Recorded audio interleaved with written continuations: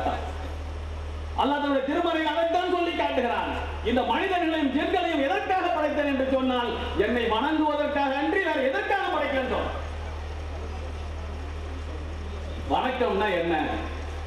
வணக்கம் என்றால் ஐவேளை தொழுவது, நோன்பு நோற்பது, ஜக்காத்து கொடுப்பது, ஹஜ்ஜி செய்வது, இதோடு முடிந்து விட்டதா? இதுதான் வணக்கமா? இல்லை. ஒரு மனிதன் காலை எழுந்ததிலிருந்து இரவு படுக்க போகும் வரை, தூங்க செல்லும் வரை செய்கின்ற ஒவ்வொரு செயல்பாடுகளையும் வணக்கம் இருக்கிறது. திருமணம் செய்கிறான். அந்த திருமணத்தை அல்லாஹ்வும் அல்லாஹ்வுடைய தூதரும் சொன்ன வழியில வரதட்சணை வாங்காமல் மகரை கொடுத்து, அந்த மணமகளுக்கு மகரை கொடுத்து எளிமையாக எந்த திருமணம் நடக்கிறதோ அந்த திருமணம் அல்லாஹ்வுடைய அருளுக்கு சொந்தமானது என்று நபிகள் நாயகம் ஸல்லல்லாஹு அலைஹி வஸல்லம் சொல்கிறார்கள் என்று சொன்னால் அந்த திருமணமே ஒரு வணக்கம், இறை வணக்கம். ஒரு வியாபாரி இருக்கிறார்.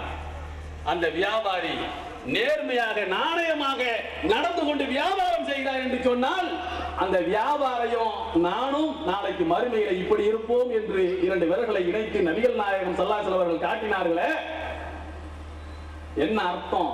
அந்த வியாபாரி வியாபாரம் செய்து வருமானம் ஈட்டவில்லை, அல்லாஹ்வை வணங்குகிறான் என்ற அர்த்தம். வயதான நிலையில் இருக்கக்கூடிய தாய் தகப்பன்களை நீங்க சீன் கூட சொல்லிடாதீங்க.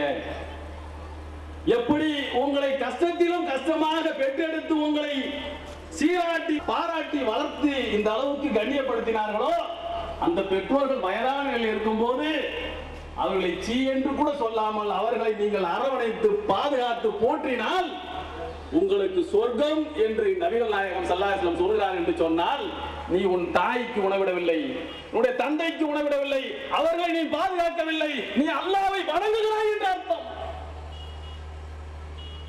அதே போன்று அல்லாஹ் சொல்லுகின்றான், வட்டி மிகப்பெரிய கொடுமை. 7 பெரும்பாவங்களில் மிகப்பெரிய 7 பெரும்பாவங்களில் இந்த வட்டியும் அடங்கும். மதுவை கூட அல்லாஹ் படிப்படியாக தடை செய்கிறார். மதுவில் ஒரு சில நன்மையும் இருக்கிறது, ஆனால் அதை விட தீமை அதிகம், அதனால் தவிர்த்துக் கொள்ளுங்கள் என்று முதல் வசனம். இரண்டாவது வசனம், தொழுகைக்கு வரும்போது நீங்கள் குடித்து விட்டு வராதீர்கள் என்று இரண்டாவது வசனம். மூன்றாவது, முற்றிலுமாக தடை செய்யப்படுகிறது. இப்படி படிப்படியாக மதுவுக்கு தடை. ஆனால் கொலைகளை எப்படி தடை செய்தார்களோ அதே போன்று தடை செய்யப்பட்ட ஒரு பெரும் பாவம் இந்த வட்டி. எவன் ஒருவன் வட்டியை வாங்குகிறானோ அவன் நாளை மறுமையில பைத்தியம் பிடிச்ச கிறுக்க, சுயநினைவே இல்லாத பைத்தியம் பிடிச்சவனாக எழுப்பப்படுவான். எவன் ஒருவன் இது வட்டி மிகப்பெரிய கொடூரம் என்பதை அறிந்ததற்கு பின்னால் அதை வாங்க வேண்டும், இப்படியெல்லாம் குர்ஆனிலே சொல்லப்பட்டிருக்கிறது. நபிகள் நாயகம் ஸல்லல்லாஹு அலைஹி வஸல்லம் அவர்கள் வட்டிக்கு எதிராக இவ்வளவு கொடுமையான கடுமையான வார்த்தைகளை பிரயோகித்திருக்கிறார்கள் என்பதையெல்லாம் கேள்விப்பட்ட பின்னாலும் எவன் ஒருவன் வட்டியை வாங்குகிறானோ அவன் அல்லாஹ்வோடு போர் தொடுக்கிறான் என்ற அர்த்தம். அல்லாஹ்வோடு போர் தொடுக்கக்கூடிய, போர் தொடுத்து எந்த கதிக்கு நாசகதிக்கு நாம் ஆளாவோம் என்பதை நாம் சிந்தித்து நாம் வட்டியிலிருந்து விலகிவிட்டு வட்டி இல்லாத பொருளாதார அடிப்படையில் நம்முடைய வாழ்க்கையை அமைத்துக் கொண்டால் நீ அல்லாஹ்வை வணங்குகிறாய் என்ற அர்த்தம். சாலையிலே நடந்து போகும்போது ஏற்படக்கூடிய ஒரு இடையூறை, கல்லை முல்லை ஒரு அகற்றி வைத்தால் அல்லாஹ் அவனை மன்னித்து சொர்க்கத்திலே கொண்டு சேர்ப்பான் என்று நபிகள் நாயகம் ஸல்லல்லாஹு அலைஹி வஸல்லம் அவர்கள் சொல்கிறார்கள். மனிதனுக்கு மட்டுமல்ல சகோதரர்களே, நீ நாய்க்கு இறங்கினாலும், நாய்க்கு நீ இறங்கினாலும் உனக்கு சொர்க்கம் உண்டு. பாலைவனத்தில் நடந்து போகக்கூடிய கெட்ட நடத்தவுடைய ஒரு பெண்மணி, கெட்ட நடத்தையுடைய ஒரு பெண்மணி கிணற்றிலே தண்ணி விட்டு அருந்துகிறார். அங்கே பக்கத்திலே ஒரு நாய் நாகத்தோடு நாக்க தொங்க போட்டுக்கிட்டு தண்ணிக்காக ஏறி கொண்டிருக்கிறது. இதை பார்த்து அந்த கெட்ட நடத்தையுடைய பெண்மணி தன்னுடைய காலுடைய கழட்டி கிணற்றிலிருந்து தண்ணி எடுத்து வந்து நாய்க்கு புகட்டுகிறார்.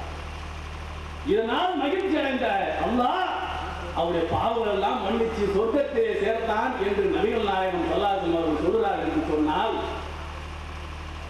எவன் ஒருவன் இறங்குகிறானோ அல்லாஹ் அவனுக்கு இரக்கம் காட்டுவான். இரக்கம் உள்ளவனே இரக்கத்திற்கு ஆளாவான்.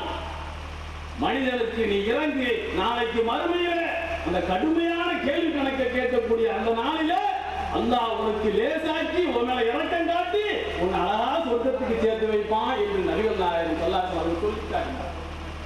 எவன் ஒருவன் விதவைக்காக வேண்டியும் அனாதைகளுக்காக வேண்டியும் பாடுபடுகிறானோ அவன் அல்லாஹ்வுடைய பாதையில ஜிஹாத் புனித போர் செய்தவனுக்கு ஒப்பாவான் என்று நபிகள் நாயகம் அவர்கள் சொல்லி இருக்கின்றார்கள். ஒருவன் படக்கூடிய கஷ்டத்தை நீக்கினால் நாளைக்கு மறுமையிலே உன்னுடைய கஷ்டத்தை அல்லாஹ் நீக்குவான் என்று நபிகள் நாயகம் ஸல்லல்லாஹு அலைஹி வஸல்லம் அவர்கள் சொல்லி காட்டியிருக்கிறார்கள். இதையெல்லாம் கேள்விப்படக்கூடிய நாம் இதையெல்லாம் முன்வாங்கி நம்முடைய வாழ்க்கையை இஸ்லாமிய அடிப்படையில் அமைத்துக் கொள்ள வேண்டும் என்று துடிக்கின்ற ஒவ்வொரு இஸ்லாமியனும் இது போன்ற பணிகளை செய்ய வேண்டும் என்கின்ற சிந்தனை வரும். அந்த சிந்தனையுடைய வெளிப்பாடுதான் இந்த ஆம்புலன்ஸ் சேவைகள், இரத்த தான முகாம்கள், இலவச மருத்துவ முகாம்கள், கல்விக்கான உதவிகள். ஆபத்திலே சிக்கி அவதிக்கு ஆளாகக்கூடிய மனிதனுக்காக உதவக்கூடிய இந்த பணிகள் எல்லாம் தமுக எதற்கு செய்கிறது என்று சொன்னால், உலகத்திலே கிடைக்கக்கூடிய நன்மைகளுக்காக அல்ல, இந்த அற்ப உலகிற்காக அல்ல, நாளைக்கு மறுமையில இன்றைக்கு கூடியிருப்பதை போன்று அல்லாஹ்வுடைய சன்னிதானத்திலே சொர்க்கவாசிகளாக உயர்ந்த சொர்க்கத்திலே நாம் அமர வேண்டும் என்கின்ற அந்த உயர்ந்த லட்சியத்திற்காக வேண்டிதான் இந்த பணிகளை தமிழ்நாடு முஸ்லிம் முன்னேற்ற கழகம் செய்து கொண்டிருக்கிறது என்பதை நாம் மறந்துவிடக் கூடாது. ஆக தமிழ்நாடு முஸ்லிம் முன்னேற்ற கழகம் என்பது இன்றைக்கு சேவையை தன்னுடைய பணியாக எடுத்து செய்கிறது. இந்த அடிப்படையில் அதே அடிப்படையில் தான் பள்ளப்பட்டியில அடுத்ததாக அடுத்த நிகழ்வாக அவர்கள் வைத்திருப்பது ஒரு மருத்துவமனை, ஏழைகளுக்கு உதவக்கூடிய ஒரு மருத்துவமனை. அந்த மருத்துவமனை, இதே போன்ற மருத்துவமனையை கோயம்புத்தூரிலே நாங்கள் துவக்கி செயல்பட்டுக் கொண்டிருக்கிறோம். அந்த மருத்துவமனைக்கு மருத்துவர் வருவார், மருந்துகளுக்கு காசு இல்லை, ரொம்ப குறைஞ்சது மொத்தமே 20 ரூபாய் வாங்கி கொண்டு அவருக்கான சிகிச்சை மருந்து எல்லாம் இப்படி ஒரு மருத்துவமனையை இயக்கி கொண்டிருக்கிறோம் கோயம்புத்தூர்ல. அதே போன்ற ஒரு மருத்துவமனையை பள்ளப்பட்டியிலும் இயக்குவதற்காக நம்முடைய நிர்வாகிகள் அடுத்த முயற்சியாக எடுத்திருக்கின்றார்கள். அப்படி வரும்போது நீங்களும் அதிலே பங்கு பெற்று உங்களுடைய பொருளாதாரத்தை எப்படி செலவு செய்தீர்கள் என்று நாளை மறுமையை அல்லாஹ் கேட்கும் போது, யா அல்லாஹ் நீ கொடுத்த பொருளாதாரத்தை இப்படியெல்லாம் செலவு செய்தோம் என்று உங்களுடைய வங்கி கணக்கிலே, உலகத்துடைய வங்கி கணக்கில் அல்ல, நாளை மறுமைக்கான வங்கி கணக்கில் அக்கௌண்ட்ல அதிகமான கணக்குகளை உயர்த்தி கொள்ளுங்கள் என்று கேட்டவனாக. ஆக இந்த பணிகள் எல்லாம் தமுக தொடர்ந்து செய்கிறது என்று சொன்னால், உலகத்திலே தன்பரிவார இயக்கங்கள் நம்மை தனிமைப்படுத்துவதை தகர்த்தெறிகிறோம். இன்னொரு புறத்தில் நாளைக்கு மறுமையில அல்லாஹ்வுடைய கேள்வி கணக்கில் இருந்து தப்பித்து சொர்க்கம் செல்வதற்கான ஒரு வாய்ப்பை இந்த பணிகள் நமக்கு ஏற்படுத்தி கொண்டிருக்கிறது. அன்பான சகோதரர்களே, இன்றைக்கு தமிழகத்தில் தமிழ்நாடு முஸ்லிம் முன்னேற்ற கழகம் உருவாகி அதனுடைய பணிகளால், அது செய்யக்கூடிய பணிகளால் இன்றைக்கு சமுதாயம் பல்வேறு உரிமைகளை இன்றைக்கு வென்றிருக்கிறது. ஆனால் இந்தியாவில் பல பாகங்களில் போய் பணியாற்றக்கூடிய தொழில் செய்யக்கூடிய சகோதரர்களே, உங்களுக்கு தெரியாதல்ல, அங்கெல்லாம் இந்த முஸ்லிம் சமுதாயம் கலிமா சொன்ன ஒரே காரணத்தால் வரக்கூடிய அல்லல்கள், துன்பங்கள், துயரங்கள் கொஞ்ச நெஞ்சமல்ல.